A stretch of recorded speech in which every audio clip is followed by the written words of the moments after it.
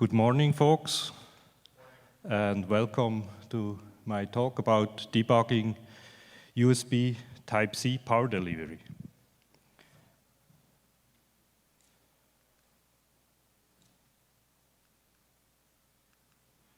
Quick word about myself. I joined Codethink last year, and in the past I was a senior Linux expert and system engineer, technical project leader at Noser Engineering, which was one of the founding members actually of the Open Handset Alliance as well. And then for like 13 years, I was the platform manager embedded Linux at RADXA.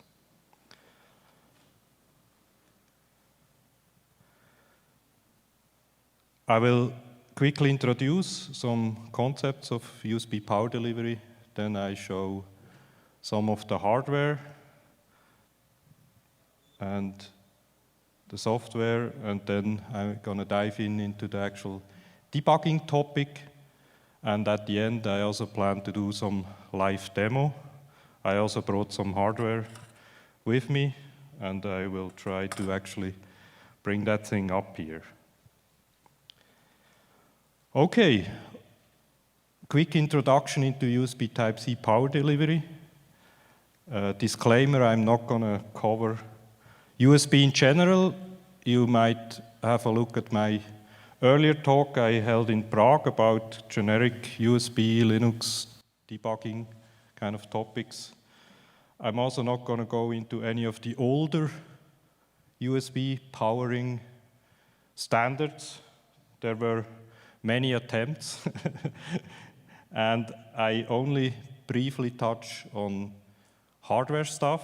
There I can, if you're interested, I can recommend some webinars or blog posts from a previous work colleague, Peter Lischer. He really has a very good coverage of that stuff. So USB power delivery, the latest spec is R32 version 1.1. It's more than 1,000 pages long, so you can imagine it's not that simple stuff, not? And USB basically evolved from just supplying limited power to nowadays that connector is the main primary provider of power for many devices, not even notebooks. Everything nowadays is powered like that. So it's a very ubiquitous power socket. And of course, from a communication point of view, there is a lot of wireless stuff as well, but wireless doesn't really solve the powering aspect, does it? And one of the new things with power delivery is that also the direction of power is no longer fixed, like in the old days, the host provided power. Nowadays, that can change directions. And also there are low power use cases possible. There is possibility for optimized charging, so that basically the voltage and current can be flexibly adjusted, so also the electronics might be optimized, not? And the power delivery protocol is not only to negotiate power, it has a sideband channel with standard and vendor-defined messaging, and for example, it's used to discover the capabilities of the cable as well, so what speeds a cable supports or what kind of power levels. There are also alternate modes of operation, so basically, the high-speed diff pair signals can be used for more than just USB. They can be used for a display port, for example, stuff like that. And of course, it can negotiate more current or higher or lower voltage levels. And for that, it's using the Type-C CC wires as a communication channel. And they also increase the power requirements that are possible, not? I will come to that later. It's still operating from VBus, basically, like in the old days, where VBus was just this 5 volt on the USB connector. It allows to swap the power role, like I said. We're talking about the source providing the power and the sink that uses the power. And so, like a display could basically take the data, but provide the power. So that it's even possible that the data and the power directions are basically not the same. And there are mechanisms also to swap the roles from an upstream facing port to become a downstream facing port, or in the power sense that the source would then suddenly become the sink and the sink would become a source. You can, for example, think about the power bank. You might want to charge a power bank, or you can drain the power bank again and charge your notebook with it again. Then there is also a concept of VCon, so there is a second line on the cable that provides power. That's for the connector, basically. So when there are cables that have some electronics in them, that gets powered by VCon. And also there is a mechanism, basically which side is actually providing that node.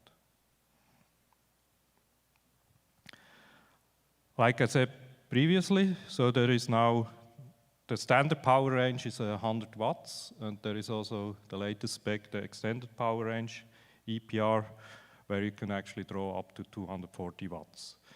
That's possible by going to 48 volts on the VBus with like 5 amps, you get to 40 watts. To actually negotiate that stuff, there are multiple mechanisms. There is a possibility of a list of fixed supply voltages, each with a maximum current. Or you can have a list of programmable voltage ranges, each with programmable maximum current. It's a so-called programmable power supply mode, SPR-PPS. And then, for the extended power range, there is a list of adjustable voltage ranges, each with maximum current. That is the AVS. And the only thing that one does not support is it doesn't support the current limit, basically. Still, like I said, it's still VBus that is used for that. And at the beginning, the downstream facing port still provides the vSafe 5 volt, they call it, so it's still 5 volt by default, and the upstream facing port consumes it, and then only through negotiation you can get different levels on that. So the USB power delivery protocol, it contains a collision avoidance mechanism, and it has a constant voltage feature is also possible, like I said before. So that can simplify the hardware design. So you can have like a very small device with a battery, and basically your charging electronics can be very much reduced, and basically through the power delivery you can negotiate and smoothly then charge the battery. Even the source provides that directly without any other need of doing that in electronics on your device. Then there is also possible to negotiate or renegotiate. And like I said, VCon, there are also cables that are VCon powered and have like a charge-through kind of feature. And then the current limiting feature. So like I said, it allows for optimized charging, so we could basically limit the current, but have a variable voltage, stuff like that. Then, like I said, the roles, it's called dual role data, DRD, with downstream facing port, formerly host, and upstream facing port, that is formerly device. And on the power side, it's called dual role power, DRP, with a source and a sink.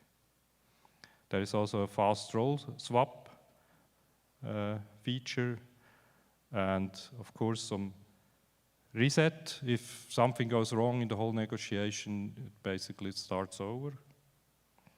And there is a concept of explicit and implicit contract.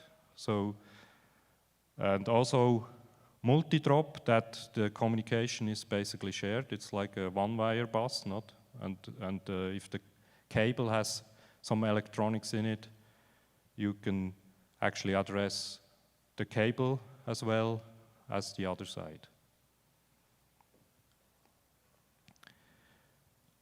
How does the packet actually look like that is transmitted on this configuration channel? That is shown here.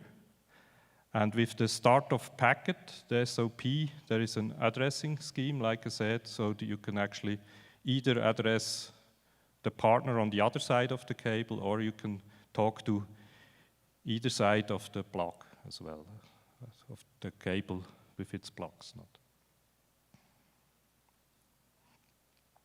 How does it now work when it negotiates? Basically, the source advertises its capabilities. As I mentioned earlier, there are 3 different ways it can do that, but it basically sends a packet with that information, and then the sink knows what it can do and selects out of those capabilities. It selects and requests one, and then the source acknowledges that it can do that, then actually alters the power, and it informs the sink that it's now has changed to that node. And that is what is called a contract when that is in place, when this whole negotiation went through. There is a default contract. It's entered basically immediately upon connection, and that is still 5 volt, and there is kind of a backward compatible way with resistors. It can communicate the power it can draw at those 5 volts at the beginning. There is also an implicit contract when it does basically transfers from during role swap. It also goes back to 5 volt and the same current as per the pull resistor, and anything else needs to explicitly basically negotiate another contract node. So the source advertises its capabilities, I think requests one, and then the source accepts, and at the end it sends a so-called PS ready, power supply ready message. That means the contract is now in place. Very good. That is basically that. Now let's look at the hardware that I played with. We have this testing in a box thing.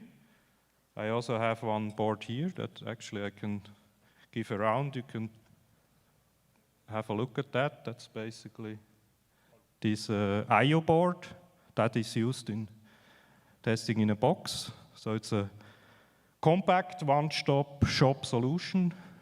It's open source hardware and software. In the references you will find all the links. It provides communication with a device under test, and that supports CAN, SPI, I2C, and serial. And you can also connect up to 3 additional USB peripherals. It's also equipped with emulation of USB HID, so you can even emulate basically a user interface, not that it clicks somewhere, things like that. And it also features opto-coupled GPIOs, and of course the latest version 2 now also supports USB power delivery. So you can, from power off, you can power your embedded device up, do your testing, firmware upgrades, whatever, and have it all nicely automated. How does that look now on the hardware side? If you look at the USB Type-C circuitry of that, it basically uses a USB-C connector, not on the lower side there. And while the full connector has 24 pins, in our case, because we're just using it for power delivery and low speed, kind of USB 2.0, it's not using 10 of those pins. Then the V-bus, that is basically that, yeah, I mean the testing in a box is a power source, not? So the V-bus is then providing the power for the system under test. And that is connected to the VCC of this onsemi chip. And this FUSB 302 chip is basically a programmable USB Type-C controller.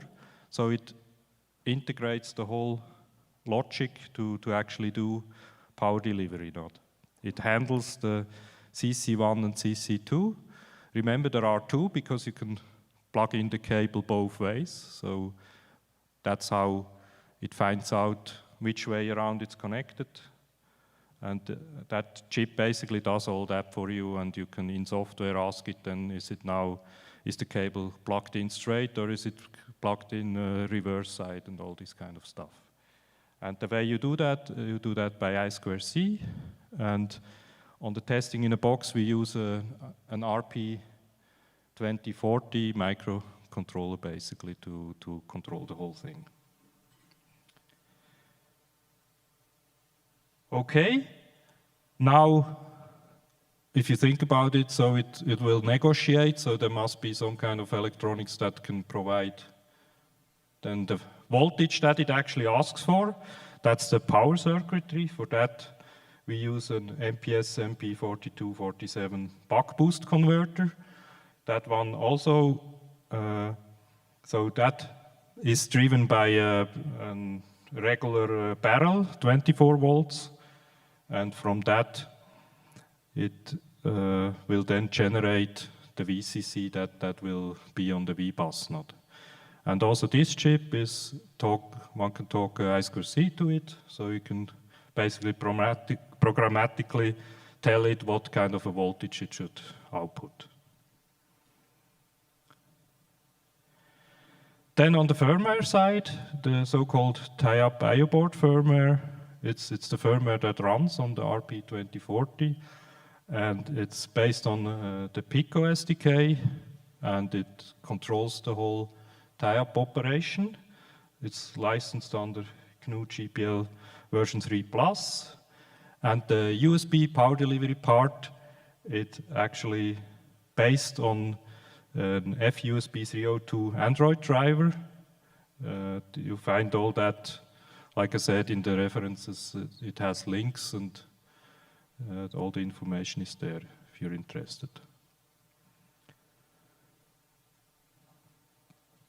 Then on the other side, one of the boards we are using in our projects is the RADXA ROCK 5B. It's a compact single board computer that uses quite powerful RK3588 SoC. It has also an NPU integrated. It's available with up to 16 gig of LPDDR4. It has an eMMC socket. It comes with 2.5 gig Ethernet. Also has USB, 2 times the older USB 2.0 spec and 2 times the newer 3.0 spec. It comes with like M.2 slots, double HDMI, and also CSI camera, stuff like that. This is now basically a sync. How do they do it? Also, they have a 24-pin USB Type-C receptacle, and there the V-bus basically connects to the Type-C V-in, so that is the main power that comes into the board. And they actually, by chance, use the exact same chip, also the FUSB 302. So that chip actually allows you to have either a source or a sink, or you could even use it basically dynamically changing the role, the power role. So you could use that chip to build your fancy power bank if you wanted to. And here, the I2C actually connects to the RK3588 system on chip node. And then the power circuitry, they also use an MPS one, and they basically just use the feature that the V-in from that MPS is a wide voltage range, so from 4.5 to 26 volts, which at least it works for the standard spec, not up to like 20 volts. You couldn't use that with 48 volts, basically. So that board is not, basically not compatible to the latest power delivery spec. And then it actually has two of them, because of course on a board you usually have various voltages, stuff like that. Not.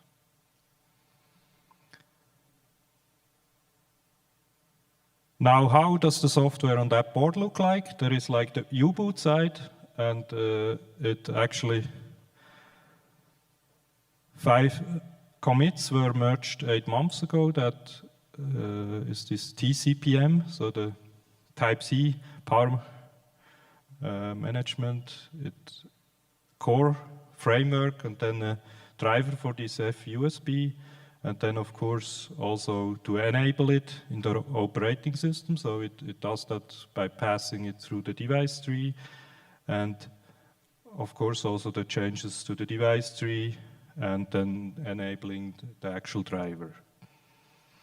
And then there are actually still 2 patch sets on the mailing list, which haven't really been pulled in. And one is an improvement patch set, and another is a fix actually for the PD transmit poll condition. There was a bug there. And in U-boot, you get a command that's called the TCPM command, and you can, for example, list. You can select the device, so it could also have multiple power sources even. That is possible. There is actually also a part in the spec about this. So you could, in this case, you would have not only a local policy per connector, but you would have a system-wide policy about your power stuff, and you could even juggle on which connector you would draw how much and stuff like that. So that's why it allows you to specify which one you actually mean, and then, for example, with the info, you can show what is going on. Then on the Linux kernel side, there was when I basically first worked on this stuff, that was actually in November, so there wasn't anything there yet. And meanwhile, there was a patch posted last December, but it had a few problems. So that's why the status was marked fail, just that it didn't activate that. So one of the problems, of course, is that the spec basically demands when you plug something in within like 5 seconds, you have to negotiate. And that is, depending on how you boot, this might take longer than 5 seconds until the Linux kernel is there. Not especially by default, this FUSB driver is compiled as a module, so it doesn't really work within 5 seconds. Not. That's why in this patch set he decided to basically not activate it. And yeah. One of the problems is if this negotiation goes wrong, usually the way to go about it is that you just start over by doing a reset. Unfortunately, on a board like that, that means the power is cut and you basically boot loop at the end, not because you just start over again. That is a little bit one of the problems, because most USB powered devices actually have a battery, not? When you charge your notebook, you don't really care whether it kind of the power cuts a few times or things like that. Not, but on an SBC which doesn't have a battery, that doesn't really work. Not. Of course, meanwhile, like I showed, there is a U-boot driver, and the idea is now that the bootloader basically can negotiate the power within those 5 seconds, and then that the Linux kernel just takes over from there. Not. So this problem basically goes away. Then 6 weeks ago, there was a new patch set posted. It actually as part of the ROCK 5B+, so there is now a kind of an advanced version of this board, which allows for example, more RAM. It goes up to 32 gigs of LPDDR5, also faster RAM, and a bunch of other changes. And together with the device tree changes for that board, new board, also he posted the USB-C power delivery stuff again. However, some further investigation and fixes in the kernel Type-C port manager are needed, and also the pin control was screwed up there. I figured it out, and for now in my testing, it actually works fine. So I can show that in the demo. Okay, now let's look at the debugging part. So that is what I promised I'm gonna show you, not? First, we look at some debug aids. If you have worked with USB, not? So one of the things is this, there are various USB multifunctional testers. Usually, yeah, they come in various shapes and sizes. You can basically connect them in between a source and a sink, and it will show you on some kind of a display usually what is going on, not? And all of them, I mean, you can have really cheap ones just for a few bucks that at least show you the voltage, the current, and the watts that you get from the source to the sink currently. And then there are more advanced ones. Some support also different plugs, not also some of the various older USB standards. Then there are also some that actually support more specific features useful for power delivery. For example, what the CC communication channel lines are doing, or the signal state there. So you can, for example, see with this pull resistor, what is this default and things like that. Not. And then there are even some that allow logging stuff, or even allow logging the actual PD communication. I will come to that. Then, of course, another thing that you can use, and that is usually a good thing for any embedded developer lot, is a pair of logic analyzer and or oscilloscopes. For example, from Pico, the Picoscope, or from the Dream Source, the DSL logic.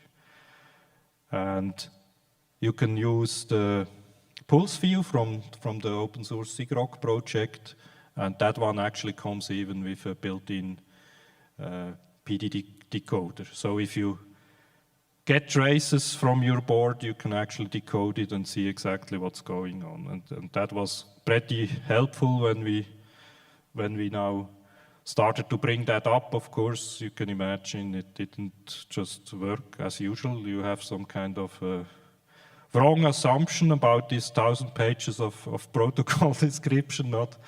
And you find out. And the other good thing is what we did was, of course, you take a known good charger from your favorite provider and kind of look, why the hell is ours not working? What are those guys doing?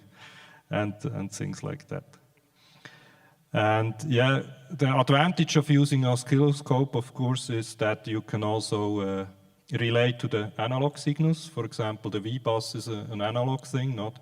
And so with the oscilloscope, you can, I will also show that later, you can nicely see, okay, it's communicating that, and then it's now ramping up the voltage, and you actually can see what is going on.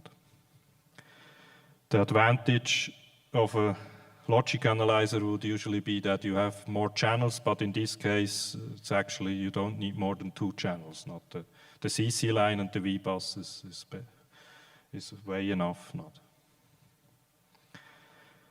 Then another thing that is pretty useful is a so-called PD trigger, a power delivery trigger. So these are basically boards that kind of emulate the sync, and there are some that have like a dip switch on it, so that of course only supports this fixed way of doing it, the fixed method like I mentioned earlier. And just by dip switch you can say, okay, I want 12 volt or 20 volt or whatever, and then you plug it in and you can see what it's doing. Then there are more advanced ones that have a microcontroller on them, and one of the more common one in that group is the CY12PDN, and also that one you get for like $1 or $2 on your favorite Chinese supplier.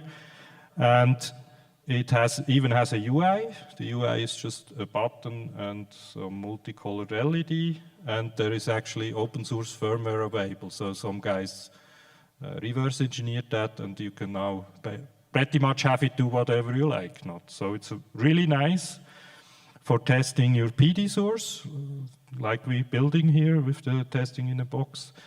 And it allows you to negotiate various kind of sync capabilities and stuff like that. And it's integrating nicely with some CI/CD type stuff. So we're actually working right now on that. One part we're working on is also to get that board, of course, through EMC, and one is to actually integrate it in CI/CD. So if you would do some changes somewhere, maybe improvements, you could make sure that all the different voltage and current negotiation still works fine, and you can fully automate that. And then there is another one, the Twinkie Twonky Little Star.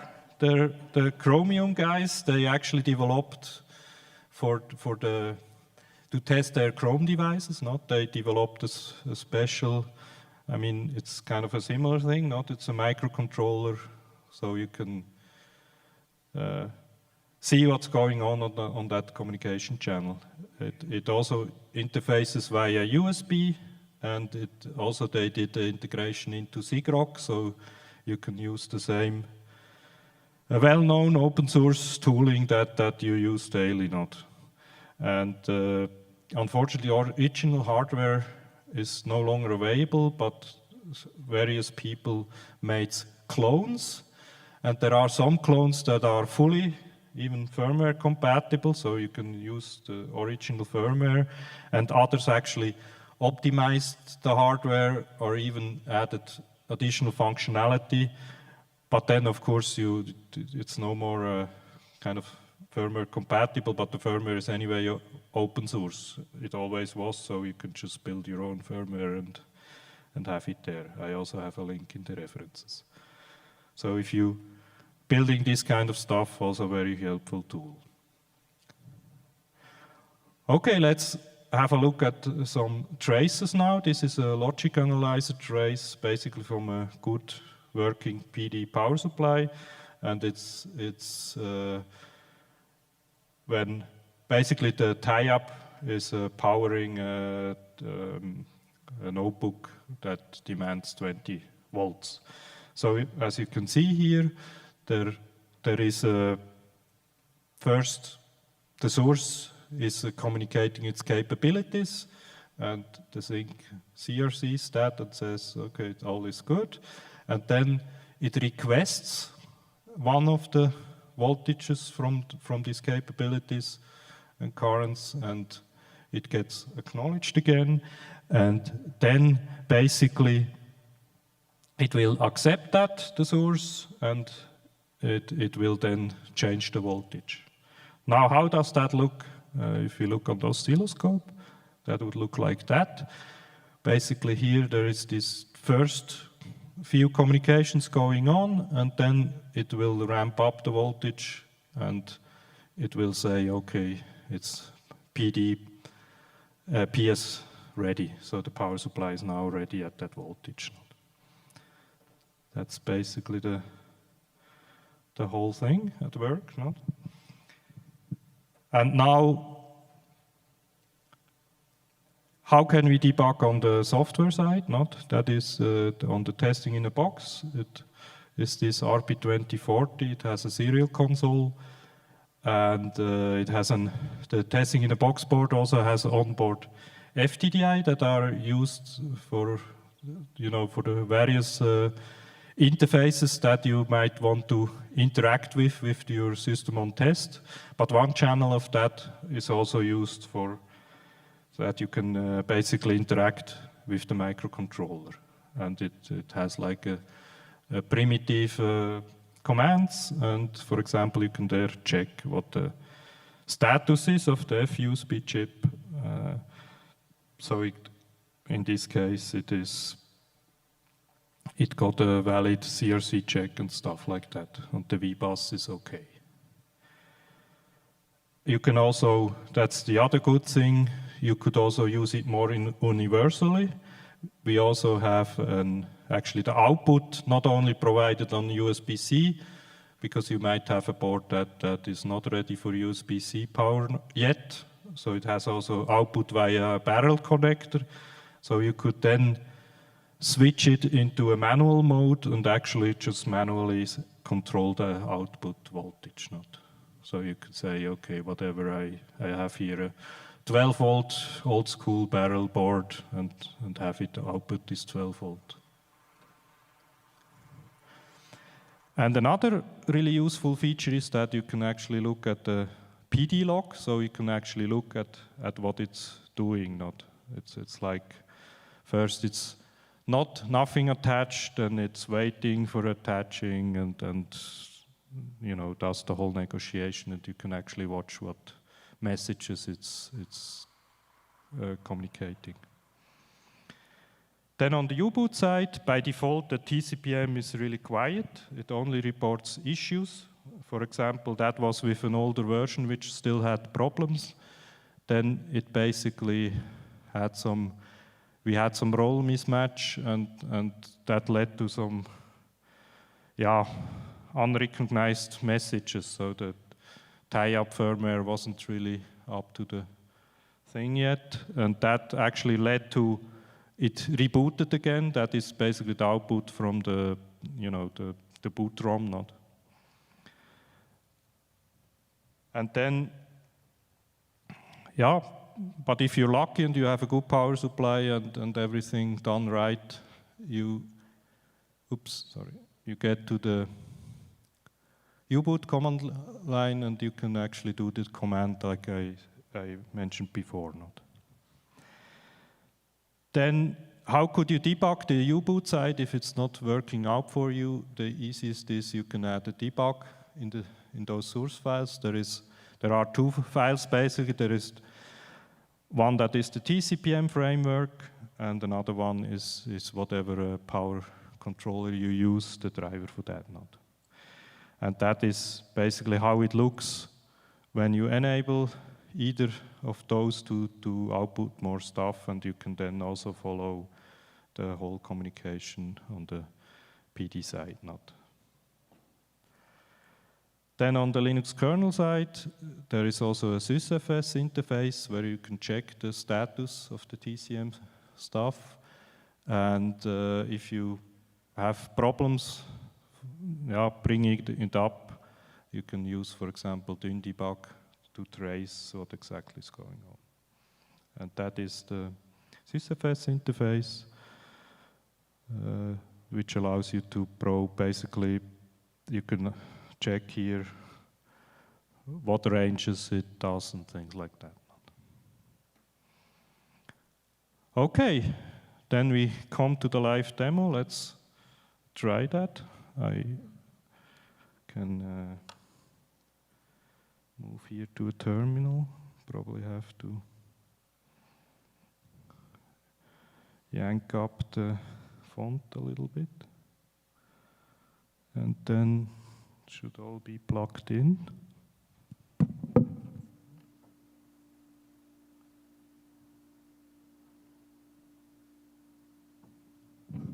So this first one is the RADXA side, and this one is the, let's see, I'll hang that up a little bit. All right, that one I have to plug in first. That's why it wasn't there yet. Now, very good. Oops. It's probably the, it was the wrong one. There are so many connectors on it. And it's like, feels like Monday morning, not? Anyway. So that is basically, oops, I think now I have some, why is it now on big? Somehow don't ask me what's now wrong, but the caps lock light is now burning, but it's now lowercase, whatever, no. But that is, thank you, framework, thank you. Kudos to those guys, not. Okay, so basically that is the interface here, and now I have here on the other side, we can actually unplug it again, not to have some fun stuff. Oops. And then we can stop it in U-boot, not? And we can use this tcpm command in U-boot, not? That is basically this. Like I said, you can list the ones that are there, and you can select one, for example, device 0, and you can now have it display, oops, that wasn't correct. What it is negotiated 20 volts, 3 amps, and it's running from that. And like we saw before, we can also continue to boot into Linux, and it will also take that over from there. Okay, that was basically it. Thank you very much. Now I don't know whether we still have time for a few questions. So we have to cut it here. Okay. Thank you very much and have a good time. I will be available also outside for some questions if there are any. Thank you.